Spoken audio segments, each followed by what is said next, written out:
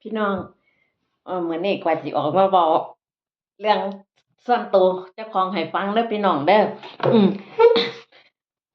การที่ฝากน้องๆนุ่งๆไว้เนาะจ้ะคนที่สิเดินสายฝอเนาะจ้ะแล้วแต่สิเชื่อหรือบ่เชื่อแล้วแต่สิฟังหรือบ่ฟังก็เลื่อนผ่านอันนี้สำหรับตัวยายจันยายจันสิเว้าเรื่องตัวของยายจันให้ฟังเด้อยายจันมาอยู่นี่แฮ่งขยันผัวแฮ่งรัก แฮ่งขยันเฮ็ดงาน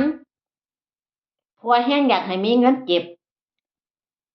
ข้าวของก็บ่ได้ซื้อ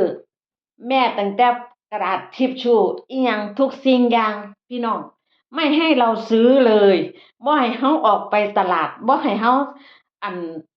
ได้ยากซ้ำเขาสิเบิ่งสำรวจว่าไอ้กระดาษเบิดละติในห้องน้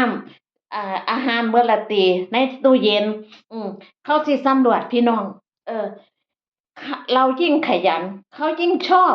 เขาแฮ่งอยากให้เราเก็บเงินพี่น้องอันนี้สำหรับตัวยายจันเด้อคนอื่นข้อยบ่รู้แต่สำหรับสามียายจันแฮ่งเมียแฮ่งเฮ็ดงานแฮ่งเห็นเมียขยันแฮ่งแต่อยากให้มีเงินเก็บอืมเขาแฮ่งขยันเฮ็ดอืมพี่น้องขยันทั้งผัวทั้งเมียเนาะพี่น้องเนาะ บ่ได้ว่าเจ้าของดีบ่ได้ว่าหยังอันนี้อ่ายายจันทร์เอาตัวยายจันทร์มาเว้าให้ฟังเนาะจ้ะฝรั่งเขาก็เบิ่งเราคือกันว่า